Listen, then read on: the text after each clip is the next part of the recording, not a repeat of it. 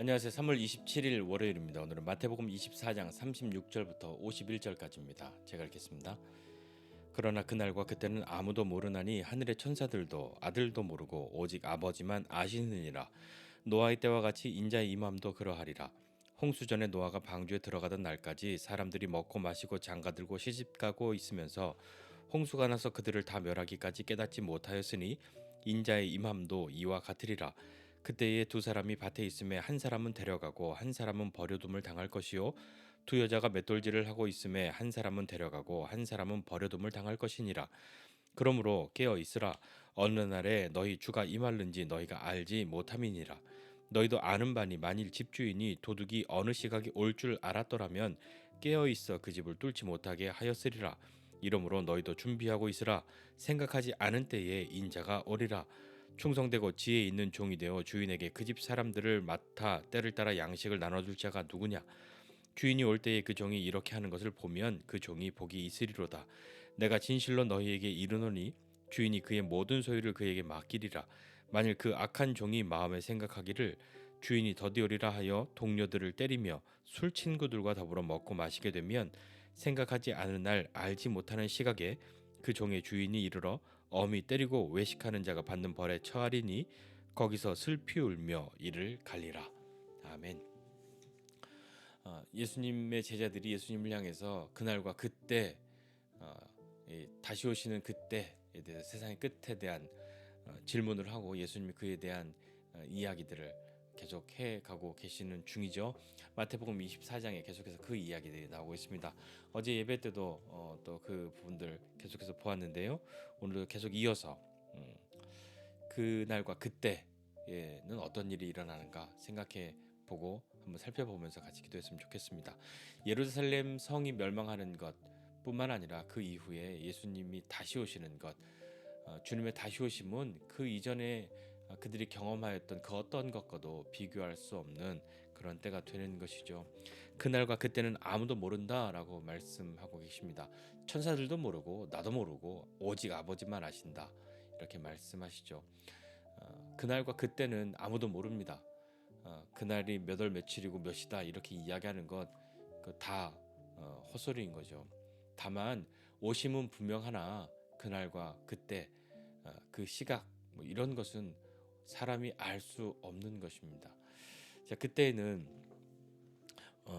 오직 아버지만 아시는데 노아의 때도 인자의 임함과 같다. 노아의 때도 마치 그 인자가 다시 임하는 그런 때와 같은 건데 그 무슨 말이냐면 노아의 때에 노아가 경고했잖아요.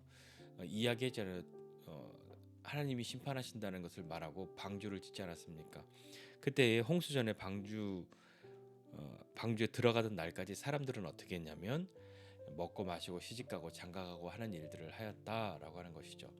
왜냐하면 그 경고를 무시했고 에이, 설마 그런 일이 있겠어? 라고 생각했기 때문인 거죠.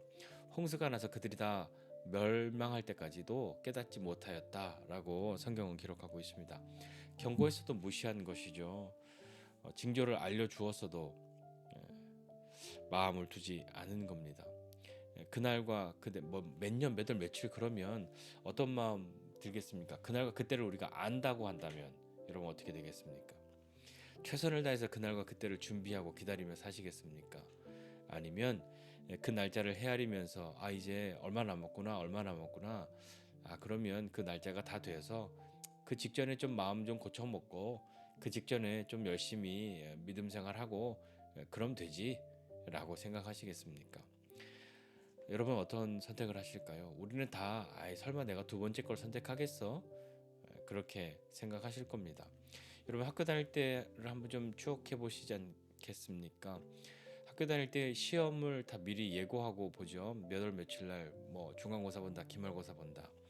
물론 간혹가다 선생님이 뭐 예고 없이 보는 그런 시험들도 있었으나 그것은 뭐 성적에 들어가는 그런 시험이 아니었을 거잖아요. 근데 미리 예고된 그런 시험을 볼 때 그 예고된 시험 그 날짜를 몰라서 시험을 망친 적이 있으십니까? 이미 예고된 그 날짜를 몰라서 시험을 망친 건 아니죠. 못 본 건 아니지 않습니까? 못 본 이유는 공부를 안 해서인 겁니다. 그렇지 않습니까? 시험 날짜가 이미 예고되었는데 나만 그 날짜를 몰랐기 때문에 시험을 못 봤다.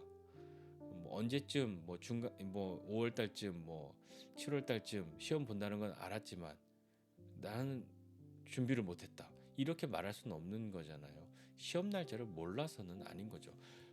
그런 의미에서 우리가 그날과 그때를 안다고 한다면 어떻게 살겠냐고요.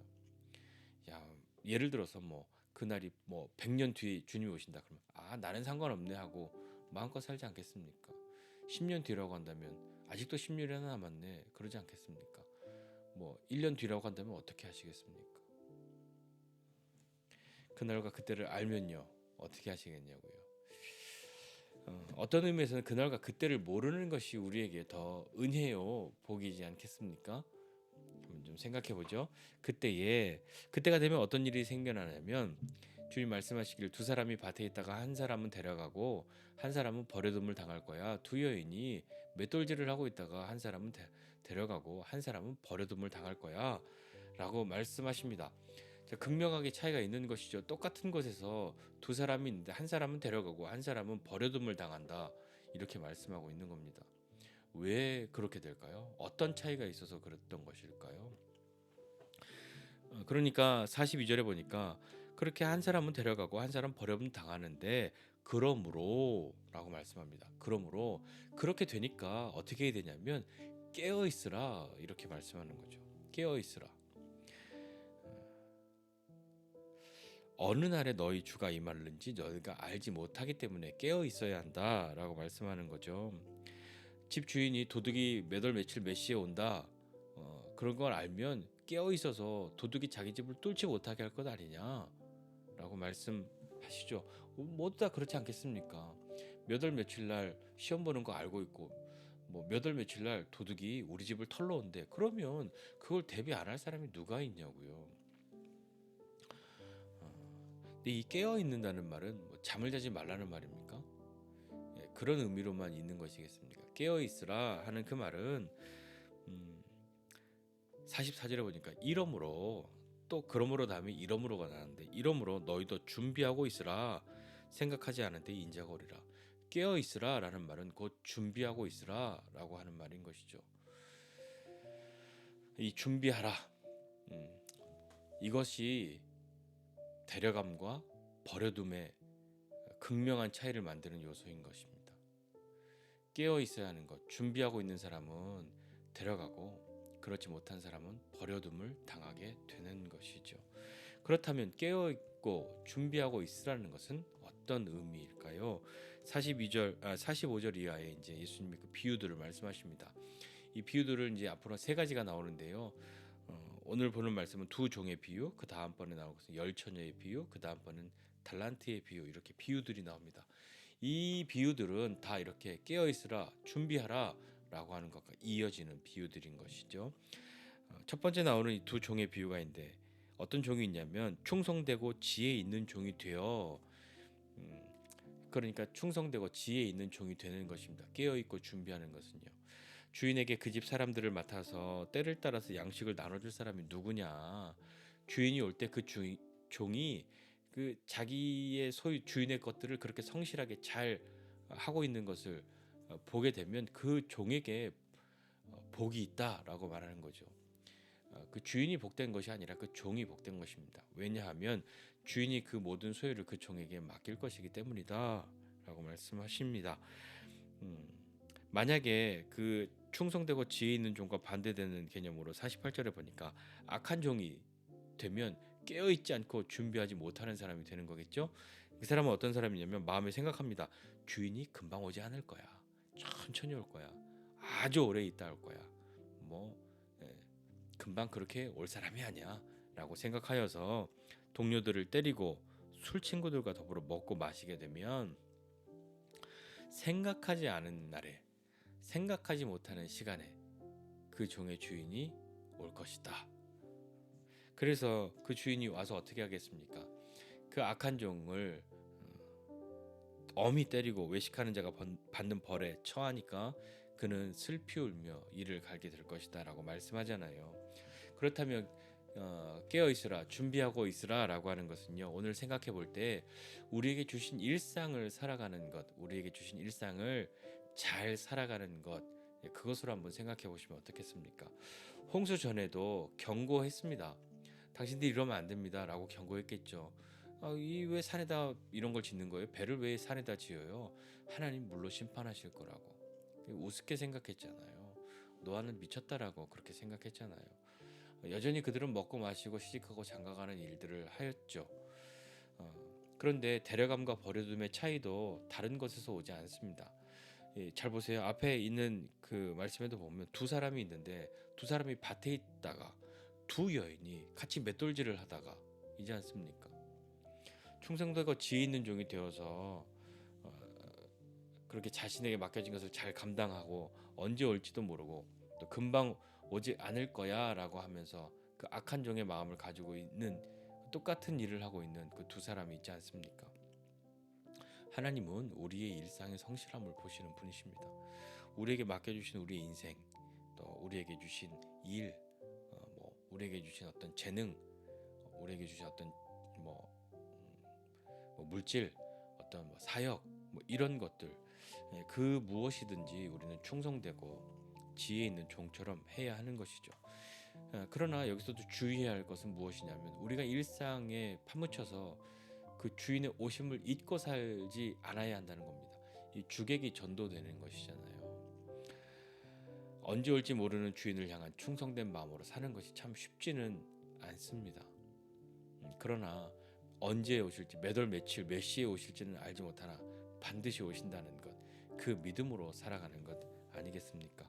우리는 이것을 믿음으로 사는 것이죠. 그렇게 주어진 일상의 삶을 충성된 마음, 지혜 있는 종의 그런 마음으로 살아가는 그것을 또 다른 표현으로는 그냥 믿음으로 사는 삶이라고 말해도 크게 다르지 않지 않겠습니까?